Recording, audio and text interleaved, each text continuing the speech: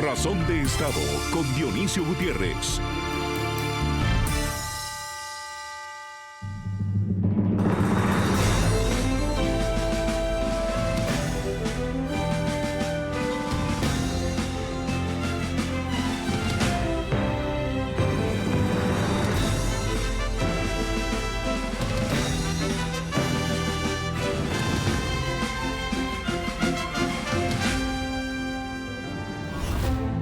Cuatro días, 3 ciudades. La democracia, la libertad y el Estado de Derecho fueron el marco, el contenido y el epicentro para hacer un llamado a la defensa de los valores occidentales y el ideal de desarrollo y bienestar para Iberoamérica.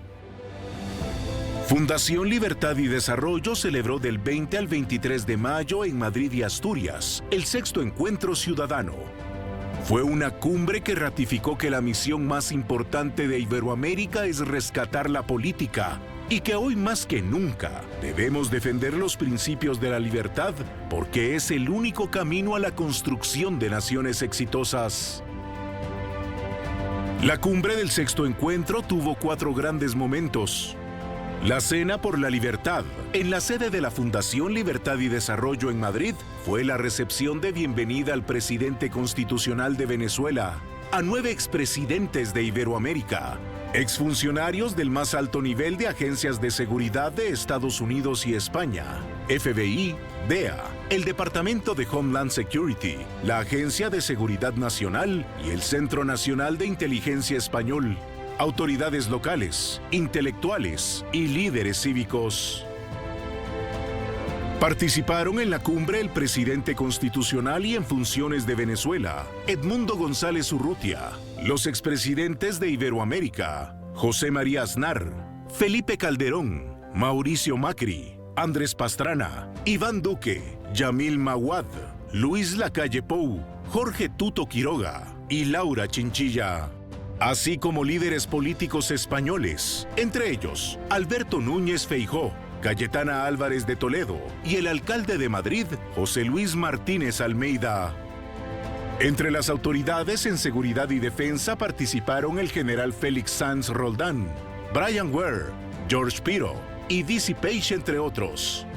También participaron en la cumbre el reconocido dirigente Iván Espinosa de los Monteros, los intelectuales Juan Luis Cebrián y Álvaro Vargas Llosa, la directora de NTN 24, Claudia Gurizati, y los líderes jóvenes, el exprisionero político Loren Salé de Venezuela y Agustín Antonetti de Argentina. El segundo gran momento fue el foro del Grupo Libertad y Democracia, celebrado en el histórico Teatro Ateneo de Madrid, organizado por la Fundación Internacional para la Libertad, presidida ahora por el escritor e intelectual Álvaro Vargas Llosa. Se dieron mensajes de gran relevancia y luego se concluyó el foro con un homenaje póstumo al gran intelectual liberal, escritor, humanista y premio Nobel, Mario Vargas Llosa. El evento central de la cumbre se llevó a cabo en el Teatro Campo Amor de Oviedo, donde se lanzó el grito de alerta sobre el hecho de que la libertad y la democracia están en peligro en Iberoamérica. Con el majestuoso Teatro Campo Amor completo, se realizaron 2 discursos y 4 paneles con los protagonistas, quienes coincidieron que la democracia y la libertad están bajo amenaza y en peligro. El evento de cierre de nuestra cumbre se realizó en el Museo de la Emigración en Colombres, donde se hizo un homenaje a la migración de España a América durante el siglo pasado y se izó la bandera de Guatemala. El 6º Encuentro Ciudadano fue una denuncia moral, pública e internacional sobre el auge del populismo y el autoritarismo en nuestra región y la propuesta de un camino para enfrentarlos. La cobertura de prensa y el recibimiento que tuvimos en las 3 ciudades con público iberoamericano confirman el estado de alerta y preocupación por las democracias de Occidente. Fundación Libertad y Desarrollo y su presidente seguirán con su agenda de trabajo por la libertad y la democracia en Iberoamérica. Ya regresamos con Razón de Estado por NTN 24, el canal de las Américas. Continuamos con Razón de Estado por NTN 24, el canal de las Américas. Vivimos una época que amenaza con disolver las formas políticas que con sangre y fuego construyeron el mundo libre en el siglo XX. Asistimos al retorno de un fenómeno que muchos creímos superado, la creciente seducción del populismo y del autoritarismo que se propagan como una fiebre, incluso en naciones que se creyeron inmunes por el solo hecho de pertenecer al hemisferio occidental. Esta regresión no es, como algunos pretenden, un accidente temporal o una nota marginal en los periódicos. Es un síntoma profundo, estructural, de una crisis de civilización. El populismo, esa deformación sentimental de la política, se presenta como una respuesta simple a problemas complejos. Y el autoritarismo, su hermano mayor, aprovecha ese clima emocional para consolidar formas de poder que desprecian los procedimientos, anulan los contrapoderes y degradan la libertad individual. Los efectos están a la vista. Se destruye la economía, se persigue la disidencia, se erosiona la independencia judicial, se controla la información y se convierte al ciudadano en súbdito sin que éste apenas lo note. En nombre del pueblo se suprime al pueblo, en nombre de la patria se la vacía de sentido y en nombre de la seguridad se renuncia al derecho. Si uno protesta es traidor, si pregunta enemigo y si calla cómplice. Así se vive hoy en muchas tierras que se dicen libres, pero que huelen a encierro. En una encrucijada del tiempo, dejamos de cuidar nuestra libertad, permitimos que las promesas se convirtieran en mentiras, que las democracias se transformaran en espectáculos vacíos y que las instituciones fueran tomadas por matones, oportunistas y delincuentes. La pregunta entonces es inevitable: ¿cómo hemos llegado aquí? Parte de la respuesta está en la retirada de las élites. Las élites intelectuales, culturales y económicas han desertado de la política, han renunciado a pensar el destino común y se han refugiado en el confort de sus intereses particulares. Su menosprecio hacia lo político ha dejado un vacío que ha sido llenado por delincuentes y demagogos de toda índole. La élite ausente es la figura trágica de nuestro tiempo. Abandonaron la política, por eso la democracia está huérfana y la libertad en peligro. Hoy vemos intelectuales que eligen el silencio cómodo antes que la palabra incómoda.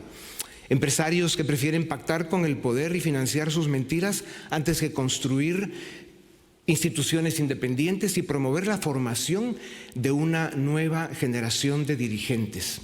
Hoy vemos ciudadanos que se lavan las manos con la excusa de que la política está podrida. Frente a esto urge un despertar cívico, ético y político. No podemos seguir considerando la libertad como un hecho dado. Hay que reconquistarla, reformularla, defenderla. Los nuevos autoritarismos no dan golpes de Estado, hoy llegan por los votos. Pero no nos engañemos, una elección no hace una democracia. La democracia es frágil y no se sostiene sin instituciones fuertes, sin división de poderes, sin libertad de prensa, sin disidencia respetada, respetable, sin justicia independiente. Cuando se pierden esos pilares, no importa cuánto aplauda a la plaza, lo que queda ya no es democracia. Rescatar la política es la misión más importante de nuestro tiempo. Los pueblos no se salvan solo con discursos, ni con quejas, ni con diagnósticos brillantes. Se salvan con coraje, con ideas y con una voluntad política que no se deje doblegar por el aplauso fácil ni por el cálculo pequeño. Si no rescatamos la política, no habrá libertad que la aguante. Y si no defendemos la libertad, no habrá vida digna que resistir.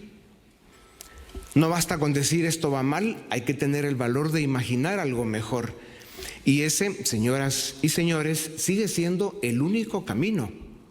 Necesitamos valores, sí, pero también necesitamos imaginación. Necesitamos que la política no sea solo administración del desencanto, sino arquitectura de esperanza.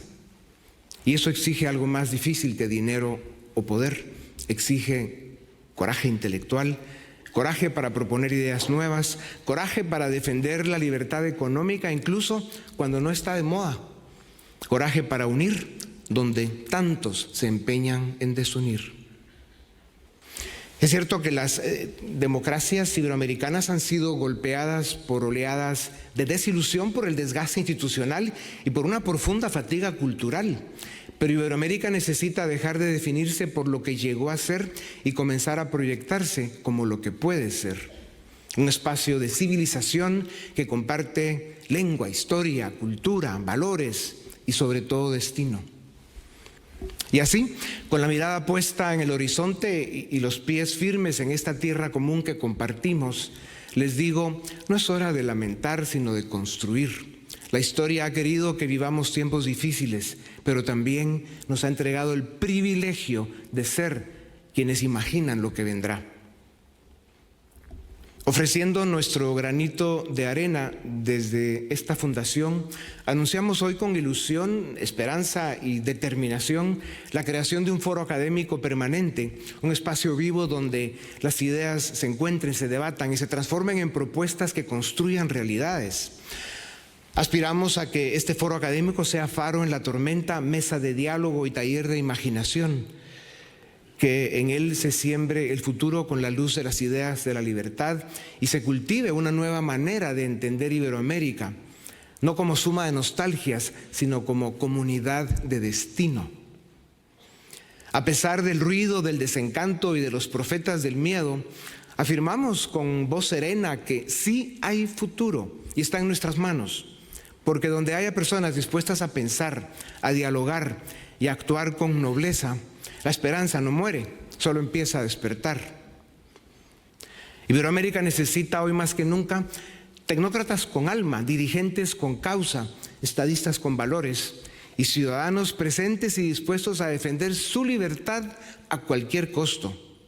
Iberoamérica necesita hoy más que nunca artesanos del porvenir. Y esto, señoras y señores, es rescatar la política. Muchas gracias.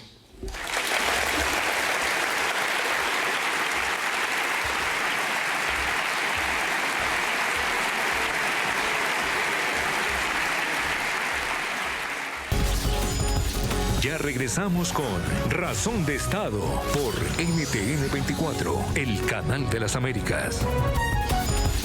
Continuamos con Razón de Estado por NTN 24, el canal de las Américas. Hoy, en Razón de Estado, presentaremos un resumen de los 4 paneles del 6º Encuentro Ciudadano en el Teatro Campo Amor, en la ciudad de Oviedo, Asturias. Los países de Occidente, a los que se les dice también los países del primer mundo, han venido sufriendo un desgaste, un deterioro y sus pueblos un desencanto con sus democracias, con sus instituciones. La economía se hizo insuficiente y la vida se ha hecho más difícil. Y hoy que la política está más denostada que nunca, precisamente es más necesaria que nunca. Y hoy la política, que siempre ha sido necesaria, hoy es indispensable si queremos salir de las crisis que tenemos, porque las crisis que tenemos son fundamentalmente crisis políticas, que solo vamos a poder resolver con buenas políticas. Si uno mira la crisis de España, de la situación de España de hoy, ¿qué es lo que se ha complicado fundamentalmente en la España de hoy? La política. Es clarísimo que hay una crisis de la política y esta tiene su mejor exponente en el desapego de la falta de confianza en la democracia. Esta se encuentra en sus momentos más bajos. Estamos ante un proceso de erosión institucional y deterioro del tejido social. La ciudadanía observa cada vez más con indiferencia la suerte de los regímenes políticos. En efecto, el más reciente índice de la democracia de El Economist reafirma el declive global de la democracia y el fortalecimiento del autoritarismo. El populismo es la manipulación de los sentimientos del pueblo en su nombre para dominarlo. Manipulación de los sentimientos populares en nombre del pueblo para dominar al pueblo. Es decir, es una estrategia de poder. No importa que sea de izquierda o de derecha. Yo manipulo tu ansiedad, tu coraje, tu enojo para dominarte en tu nombre. El mundo vive una incertidumbre única. Tenemos ciudadanos insatisfechos, como decían los números de Andrés, pero a la vez, científicamente, el mundo está cada día mejor. ¿Por qué? Porque la revolución tecnológica de la que habló José María supera la crisis de la política. Entonces la gente vive cada vez mejor en base a la asistencia tecnológica. Entonces uno dice, ¿pero por qué entonces los ciudadanos están frustrados? Porque dentro de esta revolución hay una nueva revolución que explica, a mi entender, todo esto que hemos escuchado, que es la revolución de las expectativas. Entonces ahí se generó esta nueva demanda y aparecieron estos nuevos magos que le decían, ¿quieren más? Yo tengo la solución, denme todo el poder a mí y yo les voy a dar una maravillosa respuesta. Y ahí entró en crisis el sistema democrático. Si venimos de América Latina, estamos muy golpeados por el declive de la democracia. No existe la democracia, existen ni siquiera dictaduras, porque sería un halago decirles dictaduras, son totalitarismos brutales y sanguinarios. Y la peor inversión que hacemos para la democracia es seguir creyendo que cae milagrosamente del cielo. Y la segunda peor inversión es seguir haciendo esfuerzos que son valiosos, que valen la pena, pero que no se comunican, que no están conectados, que no están articulados, que no tienen un plan ni una estrategia. Porque quienes están intentando devastar la democracia, ellos sí que están organizados, sí que son sistemáticos. Las dos armas más poderosas que utiliza el populismo y que en general utilizan los enemigos de la libertad para manipular los sentimientos son el mito y la utopía. El mito es un pasado que nunca existió y la utopía es un futuro que nunca existirá.